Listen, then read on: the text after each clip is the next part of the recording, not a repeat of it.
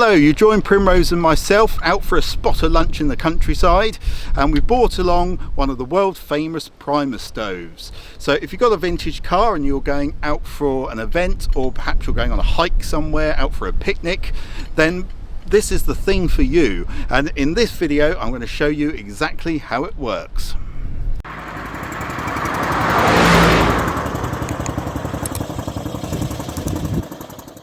So today I thought I would show you this Primus stove. This is the tin it comes in.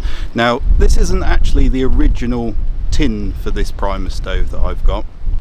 This tin is from an earlier outfit, the number 3 compact Primus outfit. This tin actually belonged to my grandparents and they used to use it for storing bits of paperwork in. One day it'd be nice to try and find the Primus stove that should go in the tin. But for the time being it works for the Primus stove I've got. Spin it up, just like that. Inside you will see we have the Primus stove itself, the main part, the tank here. I'm not sure if you can read that, there's a lot of reflection there, but this is the Primus number 210, made in Sweden. And this one was made in around about the 1950s. Although the very first Primus stove came out in around 1890, but the design of them never really changed because they were so successful. So you'll see on the bottom here you've got these legs that fold down, which is quite neat. This here is the pump for pumping the pressure up in the tank, which I'll talk to you a bit about later on. This is the filler, and this is where the burner head goes on top there. There we are. What do we have? So this here is the, this bit here is the windshield, and that there is the actual burner head itself, and that just sits on top of there, and we'll screw that in a moment. Then we should have 3 of these legs. Nope, that's not a leg. There's the other one, there it is. So there's 3 of those, and they fit on the top of the burner, on top of the tank, sorry, and they go in like so. So that's where you can put your pan on the top.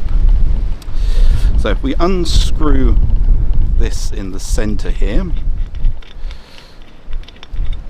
you'll see this is where the burner head actually screws on. So that goes into there.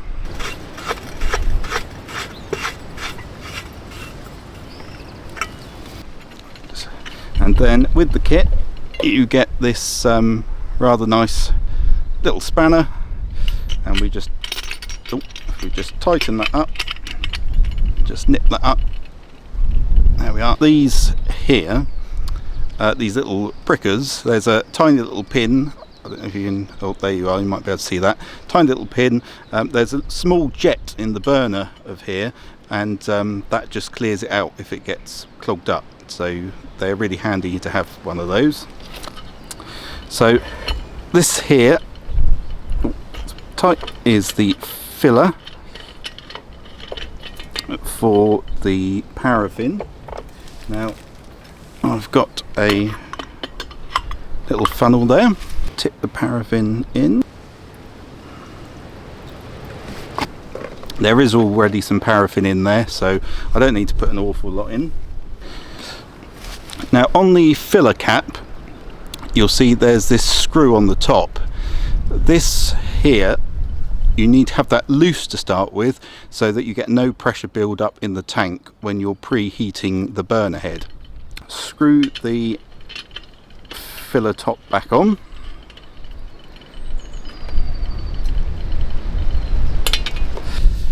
Now what you need to do, if you were to try and fire this up with just the paraffin and not preheat the burner head, you will get a big fireball, which is not ideal, and it's the same with the blow lamps that you get like this that run off paraffin.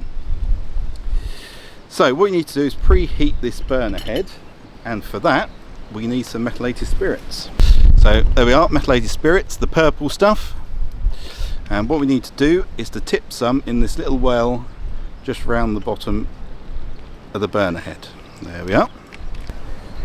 So just being careful that we don't overspill. And what I am going to do,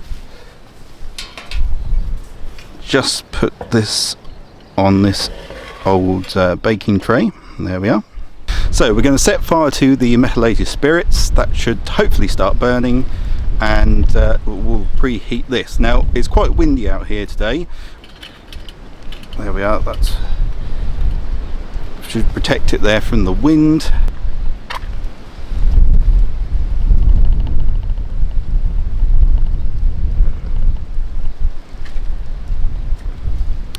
Now you probably can't see this on camera because when methylated spirits burns, the flame is fairly clear, but that is a light now, that is burning. So with that windshield around it, hopefully the heat will be directed up through the burner head. Now the reason you use methylated spirit to preheat the burner head is because it burns a lot cleaner than what paraffin does.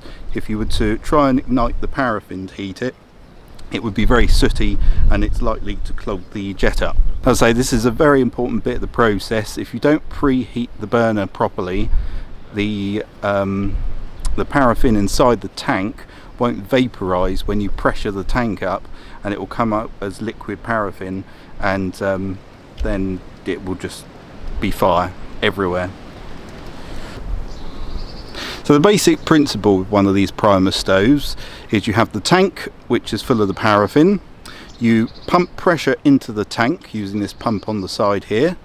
Once the pressure builds up, paraffin goes up through these pipes, which are preheated, and that vaporizes the paraffin, so it comes out like a mist, like a gas. It ignites, and then you get the burner head, which will be all fiery and hopefully heat up whatever it is that you may want to cook. Right, so what we need to do is this screw on here, we need to tighten down so that we can build up pressure, and then we should start pumping.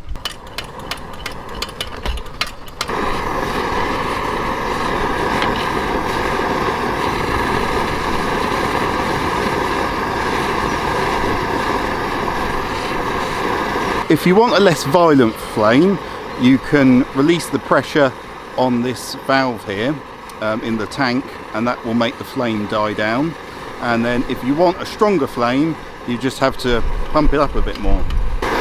So if you get one of these second hand, you'll probably have to replace the seals. They get old and hard.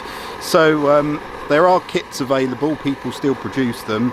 They're quite easy to do, and you can replace the O-rings and the little piston, the fabric piston that's inside here. You can get a new one of those so that it's got a better seal. The Primus stove is ideal if you're going out and about, especially in a vintage car. It doesn't take up a lot of space, and it's also quite good fun to play with. I mean, as you'll see today, I've made my coffee on here, I've cooked my sausages, and also it's good for toasting if you want to make some toast. So yeah, do be very careful with these. The same with the blow torches if you have one. I went round my parents one day to demonstrate to my father one of the blow lamps I got working. His blow lamp that he's had, it's been in the family for many years, so I was keen to get it fired up. And in demonstrating it in the kitchen, it went up in a big fireball and scorched some of my mother's plants on the window ledge. So I wasn't very popular that day.